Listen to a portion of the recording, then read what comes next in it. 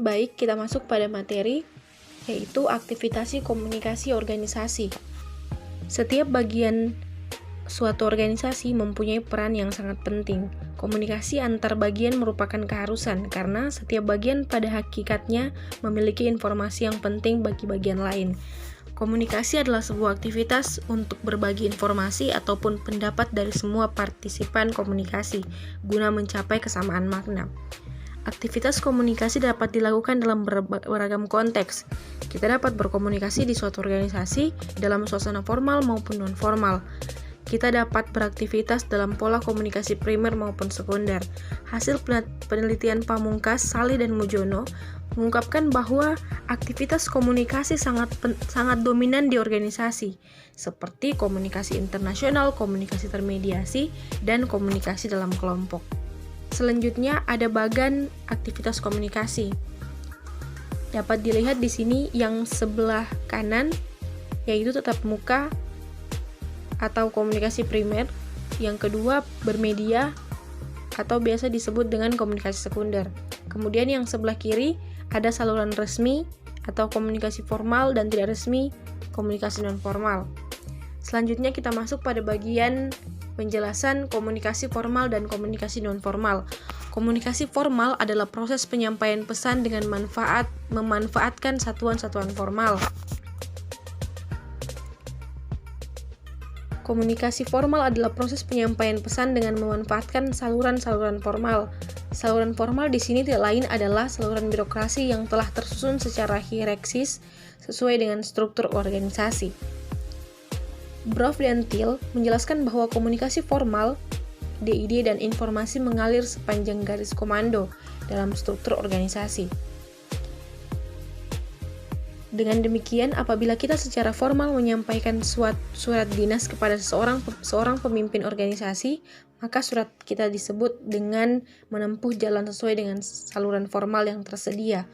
Surat tadi akan diterima oleh bagian tata usaha dan diagendakan serta dibuatkan kartu kendali dan lembar disposisi, baru kemudian dikirimkan kepada alamat surat dengan melalui jalur birokrasi yang relevan. Itu salah satu contoh dari komunikasi formal. Yang kedua ada komunikasi non-formal. Lawan dari komunikasi formal adalah komunikasi non-formal, yaitu proses penyampaian dan penerimaan pesan yang berlangsung secara tidak resmi dan tidak terikat saluran-saluran birokrasi formal yang tersedia dalam organisasi. Pada umumnya, komunikasi non-formal ini merupakan ungkapan penting pribadi yang tidak relevan apabila disampaikan secara formal. Apabila kita akan secara non-formal menyampaikan gagasan kita kepada seorang pimpinan, maka kita perlu secara cermat mencari waktu yang paling baik untuk bertemu. Penyampaian pesan biasanya tidak tertulis. Kepentingan yang kita sampaikan bisa merupakan kepentingan pribadi maupun dinas. Sifat proses komunikasi non-formal adalah konsultasi dua arah. Jadi teman-teman, komunikasi non-formal ini biasanya sifatnya lebih santai dan juga biasanya bersifat dua arah, yang merupakan kebalikan dari komunikasi formal. Komunikasi primer dan sekunder. Komunikasi primer adalah proses penyampaian pikiran dan atau perasaan seseorang kepada orang lain dengan menggunakan lambang atau simbol sebagai media. Sedangkan komunikasi sekunder adalah proses penyampaian pesan oleh seseorang kepada orang lain dengan menggunakan alat atau sarana sebagai media kedua.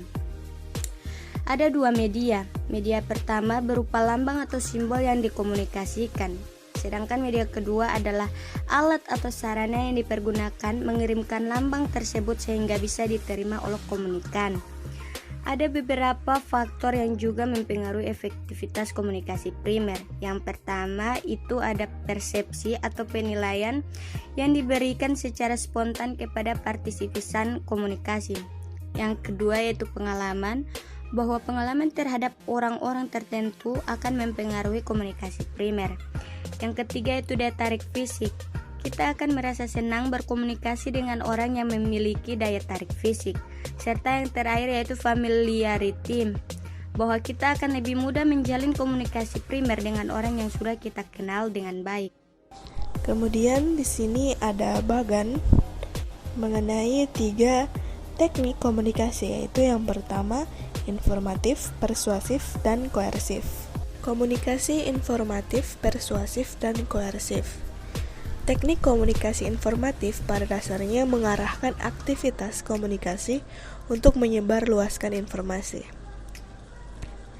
Sedangkan komunikasi persuasif adalah suatu proses di mana seseorang atau komunikator menyampaikan rangsangan untuk memengaruhi perilaku orang lain. Lalu teknik komunikasi koersif yaitu aktivitas komunikasi yang dilaksanakan oleh anggota organisasi. Selanjutnya mengenai aktivitas komunikasi persuasif di organisasi. Yang pertama ada attention atau perhatian. Dalam hal ini, persuasif di organisasi diawali dengan membangkitkan perhatian komunikan. Berbagai cara dapat dilakukan oleh seorang komunikator untuk membangkitkan perhatian komunikan. Misalnya, komunikator mengatur gaya bicara melalui pemilihan kata-kata yang menarik serta gaya penampilan fisik yang simpatik. Cara seperti ini perlu ditempuh dengan harapan komunikan dapat diajak berkomunikasi dalam suasana yang menyenangkan. Lalu kedua, interest atau minat. Setelah komunikator berhasil membangkitkan perhatian komunikan, selanjutnya diikuti dengan tahap menumbuhkan minat komunikan. Misalnya saja, komunikator mengutarakan hal-hal yang menyangkut kepentingan komunikan. Oleh karena itu, sebelum menyampaikan pesan inti, komunikator perlu lebih dahulu mengenali karakteristik komunikan yang dihadapi. Dengan mengenali karakteristik komunikan, maka harapan selanjutnya bahwa komunikator juga mampu mengenali kepentingan atau minat komunikan. Ketiga, ada desire atau hasrat. Keberhasilan komunikator membangkitkan minat komunikan tersebut. Selanjutnya diikuti dengan upaya memunculkan hasrat. Alternatif cara yang dapat dilakukan oleh komunikator untuk menemukan hasrat komunikan adalah dengan melakukan ajakan atau bujukan. Pada tahap ini, imbauan emosional perlu ditampilkan oleh komunikator agar komunikan memiliki hasrat menerima komunikasi. Keempat, decision atau keputusan. Pada tahap selanjutnya, komunikan mengambil keputusan untuk melakukan sesuatu sebagaimana diharapkan oleh komunikator. Nah, terakhir ini ada action atau tindakan. Adalah suatu tindakan yang dilakukan oleh komunikan sesuai dengan keinginan komunikator. Baik, kita masuk dalam faktor keberhasilan komunikasi. Komunikasi yang efektif menjadi keinginan semua orang, baik pimpinan maupun karyawan suatu organisasi. Dengan komunikasi efektif tersebut, pihak-pihak yang terlibat di dalamnya memperoleh manfaat sesuai yang diinginkan. Ada beberapa faktor yang sangat menentukan keberhasilan komunikasi.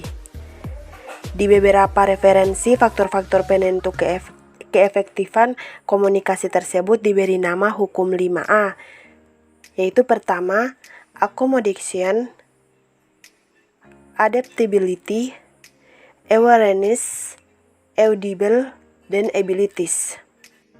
Oke, saya akan jelaskan satu persatu.